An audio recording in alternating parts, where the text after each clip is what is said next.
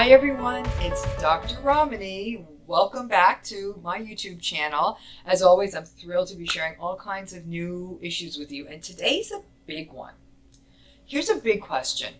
How does your body, your mind, and your soul respond to a narcissist? Some of you may already know the answer to this, but I have to tell you, it's often in three very different ways.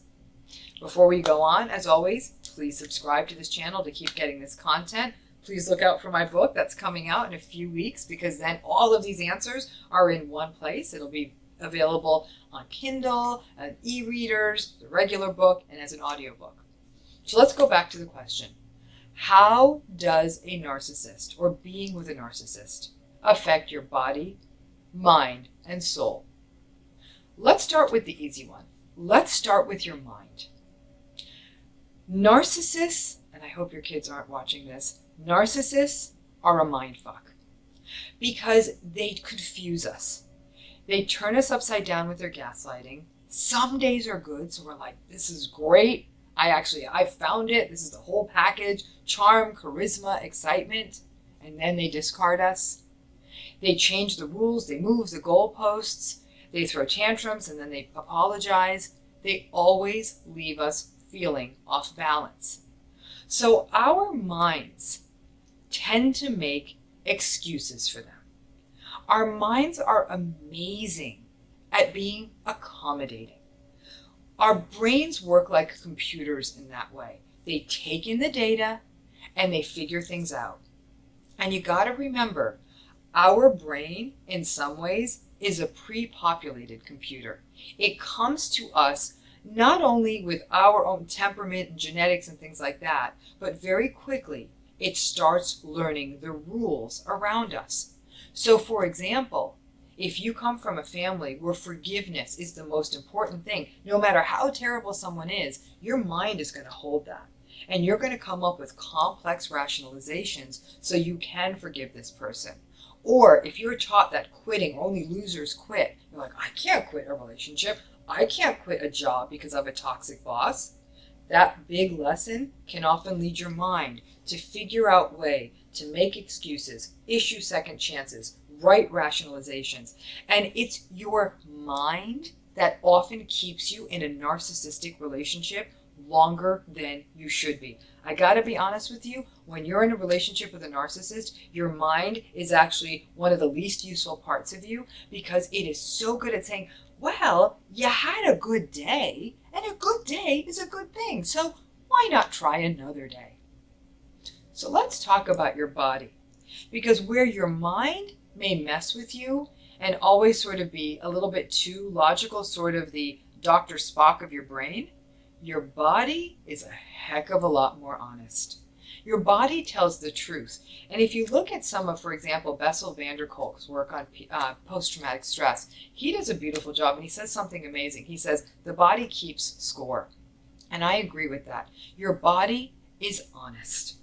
So even as your mind is saying, oh, your boss isn't that bad. Oh, come on, your mom, that's just how he is. Or, well, at least your husband, he does pay the bills, kind of thing. Or he looks good to the world. Your mind is doing all this rationalizing. Meanwhile, your body, full of all that honesty, starts falling apart.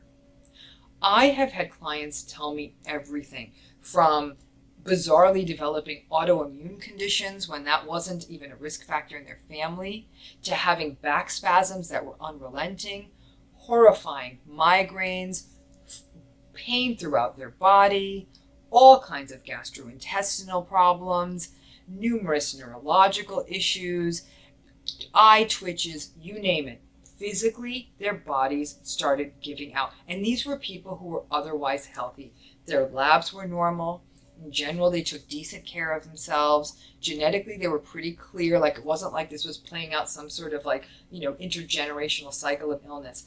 Their bodies started giving out. And it didn't make sense to them. They're like, why is this happening to me? And sometimes it was very interesting. It was like the part of them that wasn't working was exactly the kind of thing that the narcissist was bothering them with. That, like, for example, horrific shoulder pain. when the person felt like they were the only ones carrying the weight of the relationship. Your body keeps score. And I've worked with many, many, many people who are survivors of narcissistic abuse, who when they finally came into my office would say, yeah, I'm trying to figure out this relationship thing out. And then as I start asking them about their general health, they give me a litany of health problems and they can't quite understand where they went. More interesting, in the cases where people are fortunate enough to get rid of that narcissist, a lot of those health problems start to remit. So your body is often honest. And I will tell you, without exception, every person I know who stuck it out in any form of toxic relationship, whether partner, family, boss, friend, they got sicker as time went on, no matter how much their mind tried to rationalize it. So finally, let's talk about our soul. Our soul's an interesting space. I don't even know what to call this. Soul, psyche. It's that part of us that feels. Listen, a neuroscientist is going to say, come on, Ramani, you know that the mind and the body and the psyche are all connected by lovely dendrites and axons and neurotransmitters. Fine. But I got to tell you this.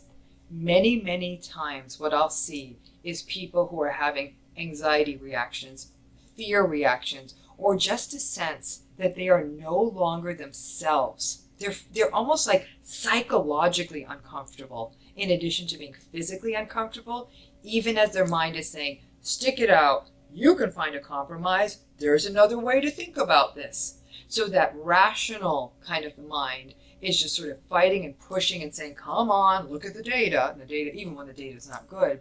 But your psyche also starts to feel sick.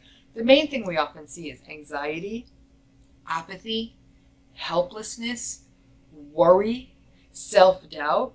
And the thing that bothers me most, the thing I see most often in people who are struggling with this, is a loss of authenticity. People lose themselves. They'll often say like, I don't even know, I don't recognize me anymore. I don't even know what I'm about anymore. I don't know what I want. I don't know who I am. I don't know what I'm about. They gave all of that over in the name of this relationship. And think about it. The only way a relationship, a long-term relationship of any kind with a narcissistic person works is if we pawn off parts of ourselves. Because if we bring our true, authentic self into a relationship, we wouldn't put up with this. But we do.